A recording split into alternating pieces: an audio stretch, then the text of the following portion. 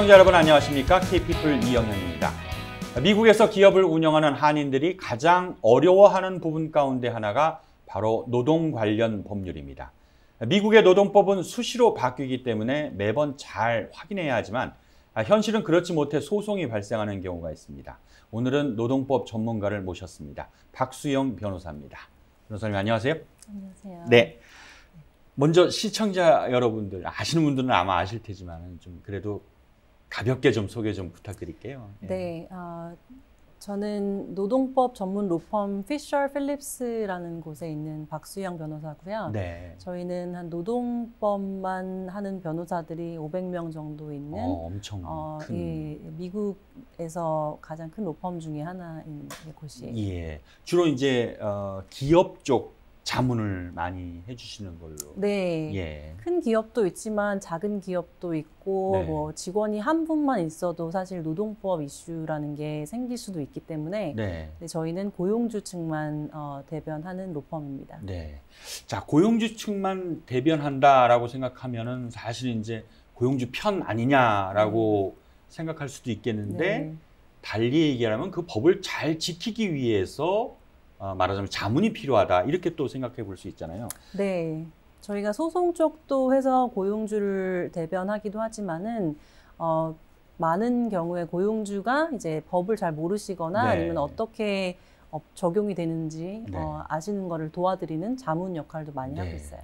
자, 그래서 캘리포니아 노동법 아주 그 엄하기로 유명하다고 네. 하는데 사실 이 이야기는 들었지만 얼마나 엄한지는 잘 모르거든요.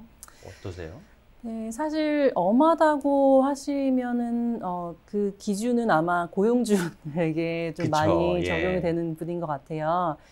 저희들이 굉장히 직원에는 좀 좋은데 네. 고용주들이 이제 적용하기에는 많이 스트릭한 엄한 예, 그런 지켜야 할 게 많다. 네, 이렇게 해석하면 네, 되겠군요. 예. 네. 예를 들자면은 네. 이제 다른 주 같은 경우는 점심 휴식 시간 같은 룰이 없어요. 근데 예. 캘리포니아 주는 언제, 뭐 어디서 얼마나 많은 시간 동안 점심을 제공해야 되는지 이런 게 굉장히 뚜렷하게 규제가 되어 있거든요. 그러니까 구체적으로 이 보장을 해줘야 되는 네, 부분이요. 네. 예. 그래서 한국의 노동법하고 비교를 해보면은 굉장히 많은 차이가 있을 것 같아요. 좀 세세하기는 좀 어렵겠지만 큰 그림으로 좀 이야기를 해주신다면 어때요? 크게는 제가 알기로는 저는 한국 변호사는 아니지만 네. 많은 한국 기업들 자문을 하다 보면 듣는 얘기는 고용 계약서가 필요하다고 하더라고요, 한국은. 네. 네. 근데 미국은 특히 캘리포니아는 고용 계약서가 법적으로 의무화되어 있진 않고요. 또 그 대신 어떤 이 근무 환경이나 그런 뭐 월급이라든지 이런 부분에 대해서는 서로 서면으로 그런 내용을 주고받긴 하지만 계약서라는 거는 사실 많이 쓰진 않아요. 네, 그리고 또 해고를 할 때 한국은 어떤 노티스를 미리 줘야 된다고 제가 들었어요. 네. 그래서 그 사유도 있어야 되고 네. 캘리포니아 같은 경우는 특히 at will employment라고 해서 네. 사유가 없어도 되고 불법적인 사유만 아니면 당일 해고도 가능해요. 네. 그래서 그런 점이 좀 다른 것 같아요. 예. 자, 그 좀 전에 말씀하셨던 그 at will 계약 네. 관련해서는 제가 조금 뒤에 네. 여쭤보도록 하고요. 그 법이 이제 엄하고 지켜야 할 게 많으니까 이거는 곧 소송하고 많이 이어져요. 그래서 타주보다 노동 관련 소송이 많다는데 맞나요? 네, 그것도 맞는 말씀이시고요. 예. 또 캘리포니아에서는 직원이 소송을 하는 문턱이 좀 낮은 편이에요. 예를 들어서 저희는 고용주 측만 하지만 직원 측만 하는 네. 변호사들도 많이 계시고 예. 그분들과 이제 계약을 맺을 때 제가 알기로는 많은 경우에 성공보수 계약으로 되어 있어서 직원이 대부분의 경우에 돈을 지급하지 않아도 소송을 진행할 수 있어요. 네, 그렇군요. 주로 이제 많이 일어나는 소송 분야, 어떤 분야에서 소송이 많이 일어나고 네. 책임이 이제 가려지는지 그것도 좀 궁금해요. 노동법 소송이라고 하면 캘리포니아에선 크게 두 가지 종류로 나눌 수 있을 것 네. 같아요. 첫 번째는 임금 관련 소송이라고 생각하시면 되고요. 네. 뭐 오버타임을 안 받았다든지 아니면은 이제 클락 아웃을 했는데 계속 일을 시켰다든지, 네네. 그러니까 시간 외 근무라는 네네. 거죠. 그리고 점심 휴식 관련된 거 지키지 않아서 페널티를 물어야 되는 그런 것도 임금 소송에 포함이 되고요. 네. 두 번째 크게 갈래로는 부당해고나 아니면 성희롱 그런 종류의 소송들이 있는데 네. 이 차별 혹은 뭐 보복적인 이제 해고였다라는 그런 주장의 소송들이죠. 네. 그 미국에 있는 한국 기업에서 좀 많이 발생하는 소송의 유형도 따로 있나요? 제가 보기에는 물론 제가 뭐 스탯을 다 이제 본 것은 아니지만 네. 제가 겪은 바로는 아무래도 좀 이제 차별 소송이 많은 편이에요. 여기는 인종이 여러 가지 다양한 인종이 있죠. 그렇죠. 예.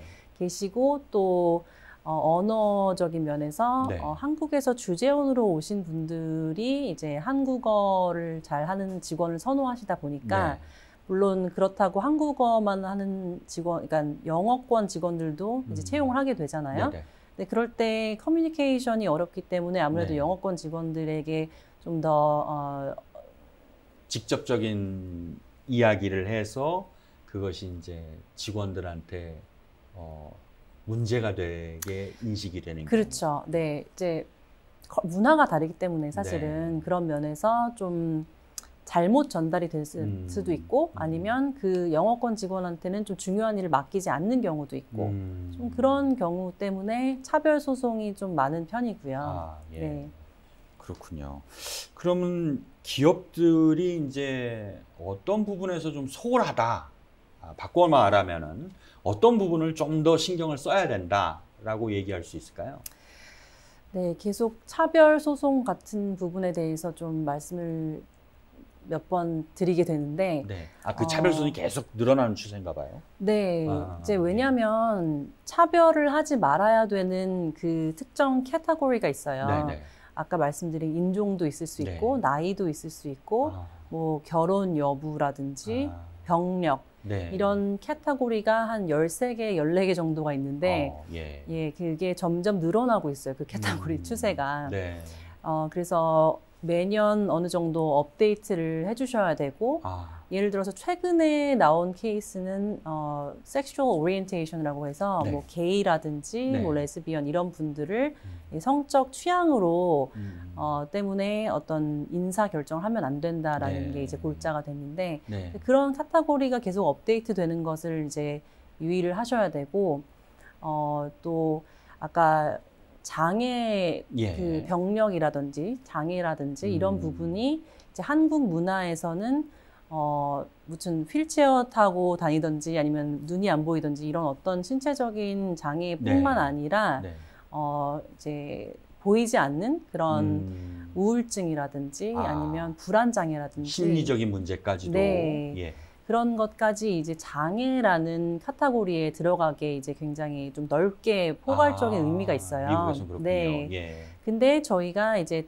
장애라는 이유로 어떤 직원을 고용하지 않거나 아니면 뭐 프로모트하지 않거나 아니면 해고하거나 이런 인사 결정을 내리면 안 되는데 장애 때문에 며칠 일을 못 나왔을 경우에 이제 한국 회사나 뭐 한국 회사뿐만 아니라 미국 회사들도 이것을 장애라는 걸 인식하지 못하고 그 못 나온 일에 대해서 어떤 이제 징계를 내린다든지 해고를 한다든지 이래서 소송이 되는 경우가 되게 많아요. 네, 그 방금 전에 설명해 주신 그 사례, 좀 유명한 사례 같은데 이게 사실 기업을 운영하는 입장, 기업 입장에서는 부당하다고 느끼는 경우가 있을 것 같아요. 실제 사례를 좀 한번 얘기를 해봐 주시면 어떤?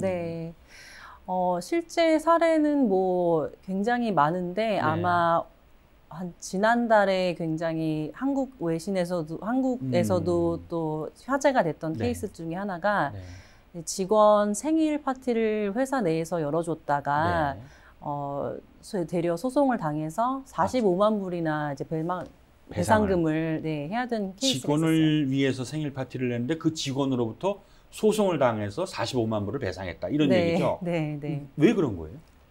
근데 알고 보니까 이 직원이 불안장애가 있는 사람이어서 예. 오피스 매니저한테만 살짝 내가 불안장애가 있으니까 내 생일 파티는 열어주지 말아라 회사 내에서 이제 축하를 해주지 않았으면 좋겠다 얘기를 한 모양이에요. 근데 오피스 매니저가 그날 결근을 해서 생일에 예, 그 다른 직원들이 생일 파티를 열어줬다고 해요.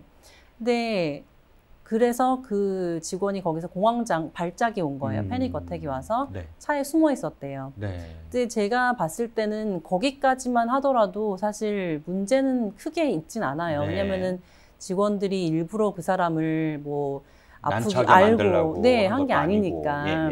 그리고 사과를 하면은 앞으로는 이렇게 안 하겠다 하면 끝날 일이었는데 이후에 이 사람의 공황장애에 대해서 모르고 있던 이 사람들의 이제 슈퍼바이저, 매니저들이 이 사람을 불러서 너 왜 생일 파티를 해줬는데 그렇게 도망가서 직원들이 당황했다.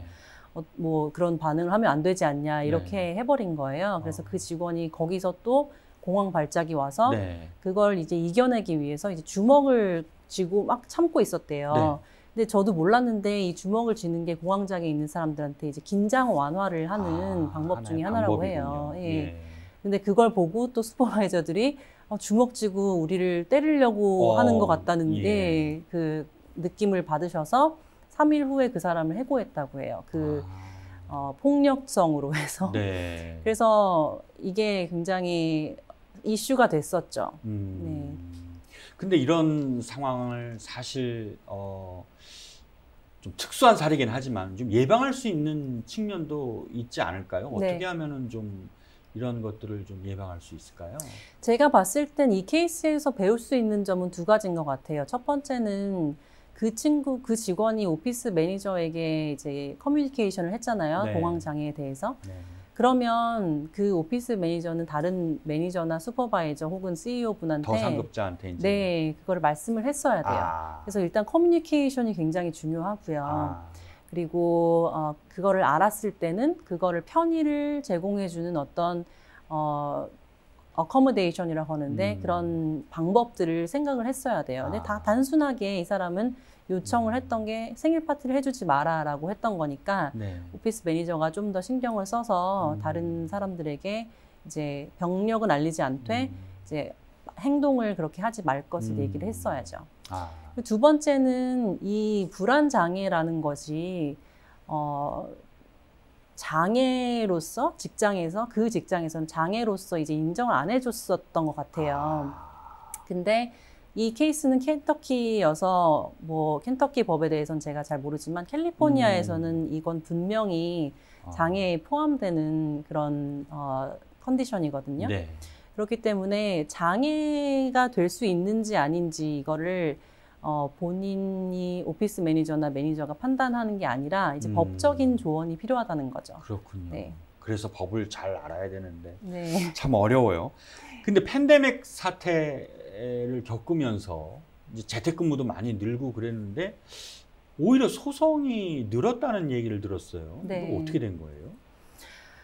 이 코로나로 인해서 직장에 못 나가는 경우가 많이 있었잖아요. 저희 코로나 유급병가도 있었고. 근데 그 과정에서 어떤 분은 뭐 5일, 10일 안에 다시 돌아오신 경우도 있는데 또 어떤 분은 몇 달 동안 못 돌아오신 상황도 있었다고 해요. 그래서 그런 경우에 이제 직장에 복귀를 못했을 때 그 자리를 다른 직원으로 채워서 자연스럽게 해고가 됐다든지 아니면 재택근무 중에 사실 저희가 인터넷, 전화 이런 커스트가 들잖아요. 그런 부분을 캘리포니아에서는 사실 리임버스를 해줘야 돼요. 근데 그것을 해주지 않았을 경우에 좀 그 관련해서 임금 소송으로 또 가는 경우들이 있고요. 비용을 좀 인정을 해줘야 되는데.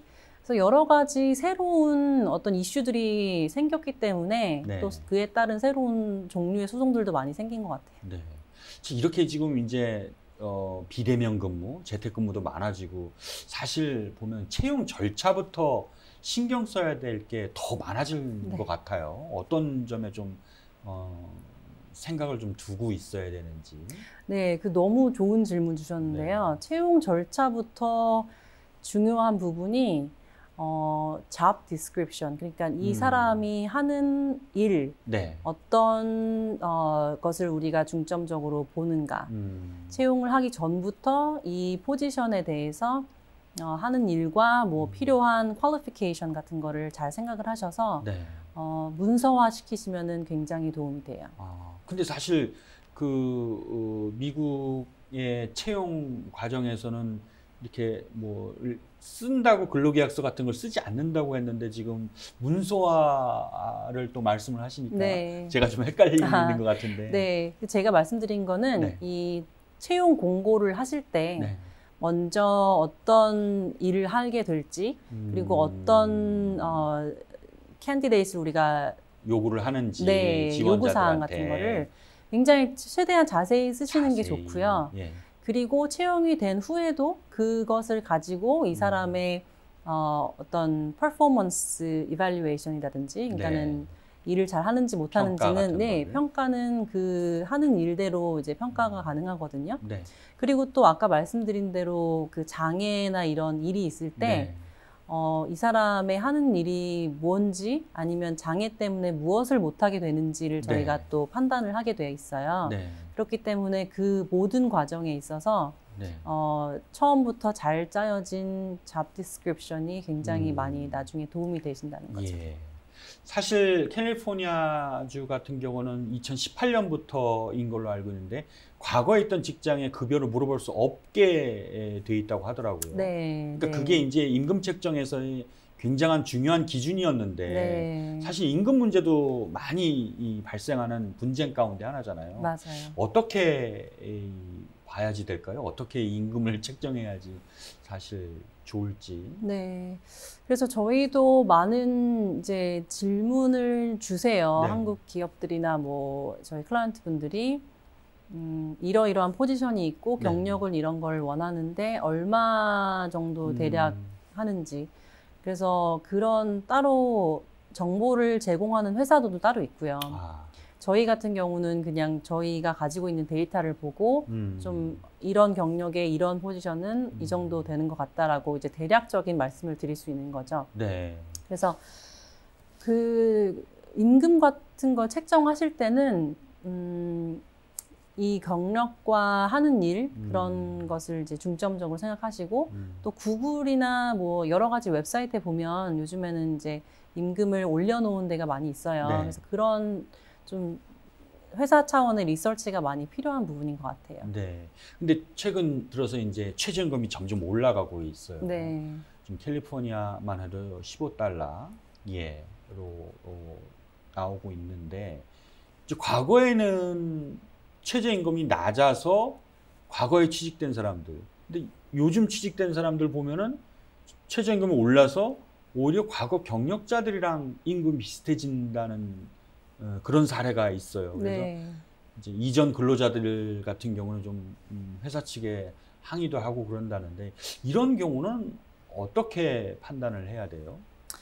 최저임금이 오른다는 건 사실 이 리빙 커스트가 올랐기 때문에 다 같이 오른 거잖아요. 그래서 많은 뭐 미국 회사들에서는 원칙적으로 매년 cost of living raise라고 해서 한 3% 정도 이제 올리시는 곳이 많아요. 그렇게 하는 회사도 있고 아닌 곳도 있겠지만 그렇게 올리시다 보면은 어쨌든 뭐 기준적으로는 이제 형평성은 맞는 것 같고요. 근데 그렇게 하지 않으셨을 경우에는 물론 최저임금이 올랐다고 기존 직원들까지 갑자기 다 법적인 의무는 없지만 그래도 또 탤런트나 그런 직원들을 계속 채용을 하고 싶으시면은 아무래도 고려를 해보시는 게 좋을 것 같긴 해요. 경영에 지혜가 좀 필요한 부분이거든요. 알겠습니다. 자, 아까 이제 제가 잠깐 질문을 밀어놨던 그 at will 관계, 아무 때나 해고할 수 있고 또 아무 때나 직장을 나갈 수 있다. 이게 사실 한국 사람들이 봤을 때는 정말 이해가 안 되는 부분이거든요. 이걸 조금 설명을 좀 해주신다면. at will이라는 그 컨셉 자체는 언제든 이유가 있든 없든 서로 이 고용 관계를 끝낼 수 있다라는 네. 게 골자긴 네. 한데요. 이제 법적으로는 하지만 한 가지 전제 조건이 있죠. 네. 불법적인 이유만 아니면. 아. 근데 아까 말씀드린 대로 그 불법적인 이유가 될 수 있는 게 너무 많은 거예요, 사실은. 예. 그래서 뭐 그런 원칙은 있지만 실제로는 이제 불법적인 이유라는 주장을 하는 이제 직원 쪽에 따라서 이제 네. 소송이나 이런 게 많이 있을 수 있는 거죠. 그러니까 회사가 나는 저 직원이 마음에 안 든다. 그런데 넌 해고야라고 했을 때 직원이 충분히 납득할 수 있어야 한다는 거죠. 그런 상황을. 그러니까 그런 걸 설명을 해줘야 되겠네요. 네, 그래서 저희가 이제 법적으로 설명해줄 의무는 없지만 나중에 소송을 대비하기 위해서는 네. 꼭 설명이나 네. 자료가 필요하고요. 네. 그래서 해고를 하시기 전에 적어도 한두 번 정도 서면으로 워닝이라든지 카운슬링 같은 자료가 있으면은 이 직원을 어떤 불법적인 이유가 아니라 일을 못해서 아니면 혹은 뭐 어텐던스가 안 좋아서 그런 합법적인 이유가 있다라는 걸 증명하기 위해서는 그런 서면 같은 게 있는 게 좋아요.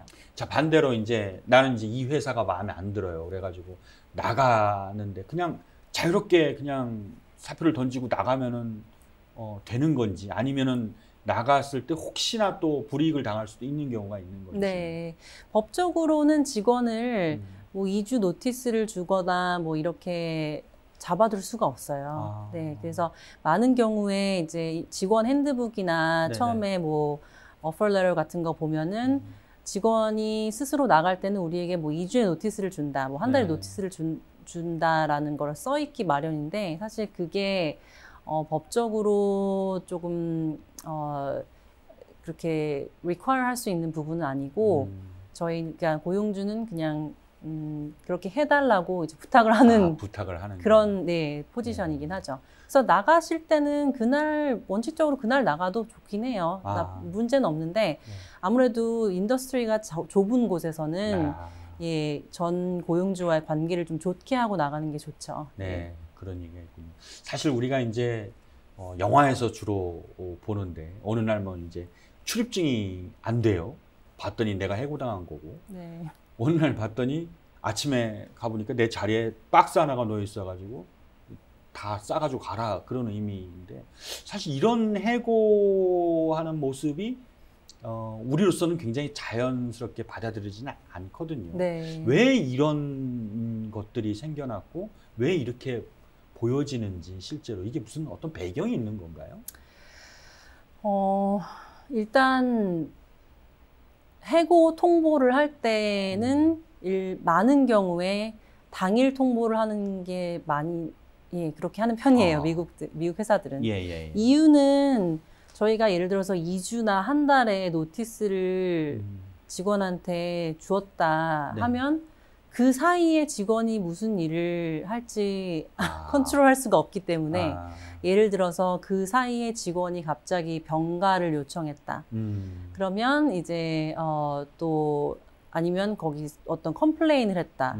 이 회사는 법을 안 지키는 곳이고 내가 이것 때문에 힘들었고 인터널리 어떤 컴플레인을 했다. 이런 경우에 저희가 그러면 이 사람을 그래도 계속 해고를 할 수 있는지에 대한 어떤 다시 그거를 생각해 봐야 돼요. 왜냐하면 그럴수록 또 부당 해고에 대한 리스크가 높아지기 때문에 좀 미리 노티스를 주는 경우에 회사에서 조금 리스크 때문에 많이 그렇게 하지 않는 편이긴 해요. 전적으로 회사 편의적인 그런 어떤 그렇죠. 것이라고 볼 수가 있겠군요.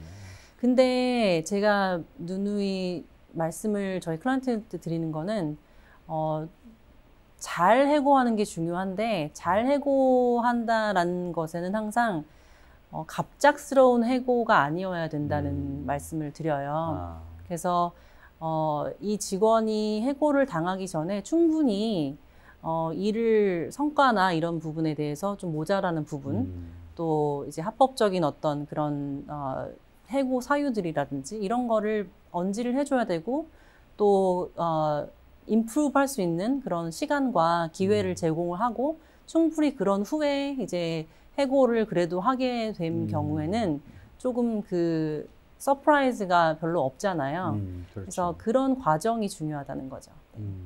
사실 이제 미국에서의 가장 큰 장점이라고 할까? 이직의 어떤 자유잖아요. 네. 이직을 하는 경우도 많고, 이직은 곧 우리로 생각하면은 이제 불이익이 아니라 어떤 연봉이 올라가는, 또 네. 나를 업그레이드하는 어떤 그런 과정이기도 한데, 이렇게 어떤 이직이 자유롭게 되는 배경 가운데 하나가 이제 탄탄한 실업수당 제도라고 이야기를 해요. 이 실업수당 제도가 특징이 좀 있다면 어떤 부분이 있을까요? 실업수당이 정말 모두에게 다 나오는 건 아니고요. 그동안에 이 직원분들이 일을 하면서 조금씩 그 실업수당, 본인의 실업수당에 대한 어떤 준비를 해두신 거예요. 그래서 일한 기간이 이전에 짧았을 때, 혹은 그 수당을 많이 세이브를 안 하셨을 때는 또 실업수당이 적을 수도 있고 없을 수도 있어요.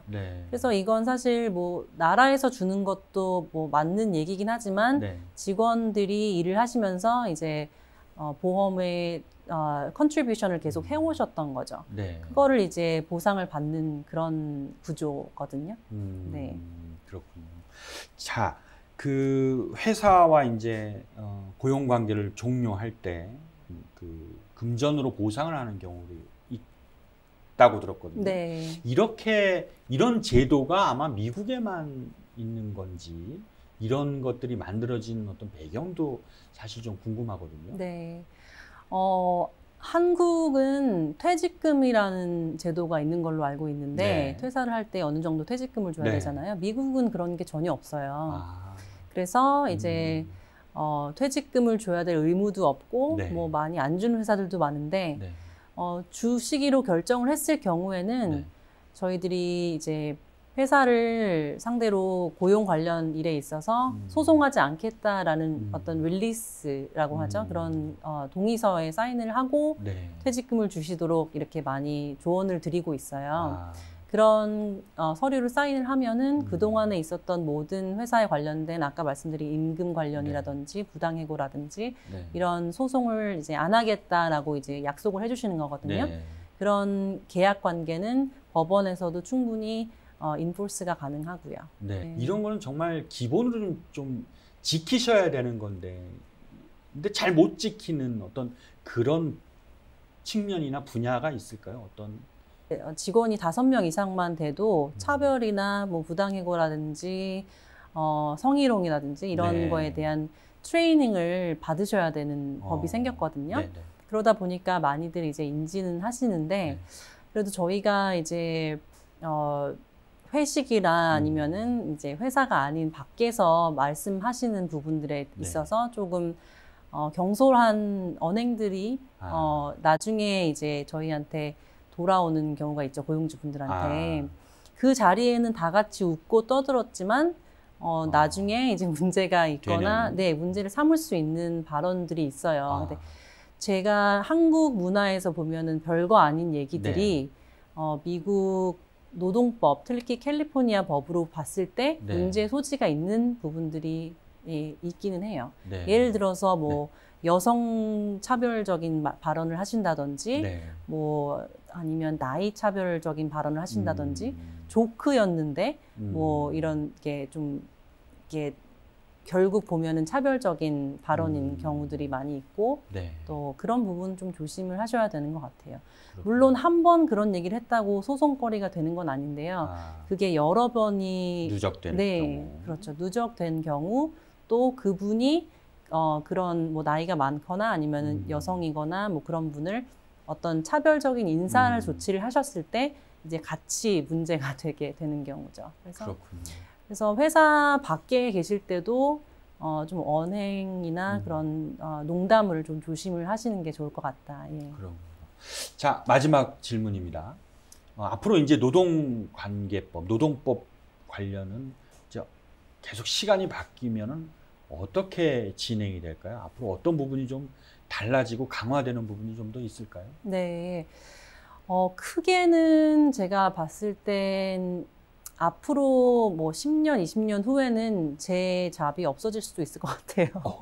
왜냐하면 노동시장이라는 게 계속 바뀌고 있는데 네. 좀 양극화되는 부분이 있거든요. 아주 높은 스킬을 가지고 계시던지 아니면은 뭐 정말 아무 스킬이 없어도 할 수 있는 일이든지 이렇게 네. 좀 양극화가 되고 그 중간이나 특히 뭐 로어 스킬을 잡은 기계나 AI가 대체를 한다든지 뭐 그런 앞으로 예, 많이 그렇게 될 것 같아요. 네. 그러면 이제 노동 인구 자체가 줄어들면서 네. 노동법 이슈도 자연히 줄어들 수밖에 없겠죠. 네. 네, 크게는 그런 변화들이 있을 것 같고 네. 또 회사들 입장에서도 최저임금은 계속 높아지고 고용은 네. 어렵고 하니까 인력을 계속 줄이게 되겠죠. 시간도 줄이게 되겠고 점점 사람에 의존하는 그런 포지션들이 많이 줄어들 것 같아서 크게는 노동시장의 변화에 따라서 노동법도 좀 희미해질 수 있겠다라는 생각이 들기도 하고요. 네. 또 작게 보면 지금 캘리포니아에서는 집단소송이 계속 가능한지 아닌지 이게 여러 번 바뀌었어요. 네. 지금 연방대법원에서 판결을 기다리고 있는 케이스가 있어서 네. 그 케이스에 따라서 이제 임금 관련 집단 소송이 없어질 수도 있을 것 같아요. 캘리포니아에서. 네, 네, 그렇군요. 자, 이야기를 많이 들었는데 참 어려운 분야인데 쉽게 설명해 주셔서 그나마 많이 도움이 된 것 같습니다. 네. 자, 변호사님 오늘 말씀 대단히 감사합니다. 고맙습니다. 감사합니다. 네, K-PEOple 오늘 순서 마치겠습니다. 시청해 주신 여러분 고맙습니다. 저희는 다음 시간에 다시 찾아뵙겠습니다.